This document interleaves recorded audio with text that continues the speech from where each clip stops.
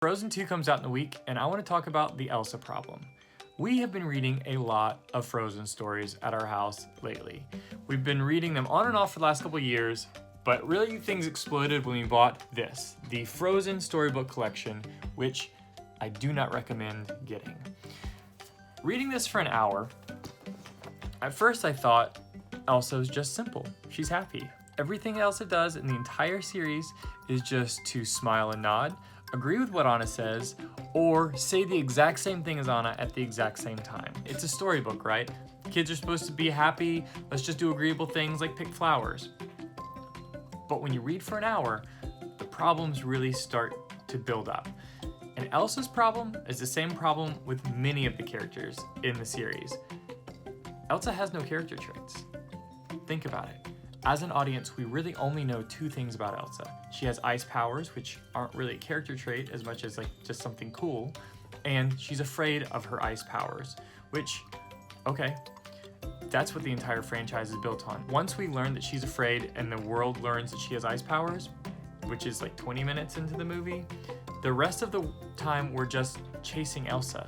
It's like walking in on an emo kid having a meltdown. We don't really learn a lot about the emo kid. We just get that she's upset and that she's oppressed. The Elsa problem spreads to all the other characters in the franchise, and I would say there's really only three characters that have any motivation, any desires, and that is Anna, of course, then Kristoff, and weirdly Olkin, the trading post guy. He plays a prominent part in the rest of the storybooks, basically because I think he's the only person that can still want something without changing the plot of the overall story being told. I would argue that Anna and Kristoff have their problems resolved once they meet each other. Kristoff's like a weird loner guy that's never really met anybody and was raised by trolls. So he meets Anna and he's no longer a weird loner guy and he's not raised by trolls anymore. He's just a regular guy in love. Anna's been alone her entire life, doesn't have any friends. She meets Kristoff, she's not alone anymore and she has friends. We're left with Olkin. The only reason I'm really worried about this is that Augustine's so excited. Now, I saw the trailer with her, which seems like a year ago, and its aggressive tone I just thought was Disney's attempt to Marvelize everything. I figured they're like, well, Marvel's good, we'll make this more action-packed. I don't think that's what they're doing. I think they're stuck in a place where they have to give character traits to Elsa, which means we're gonna see a new Elsa, which is scary because that means it's a big change. And I find that moments of large change are not often paired well with moments of high expectation. I tried to get a little preview of what the story is in this book, which I don't recommend, the Frozen storybook collection.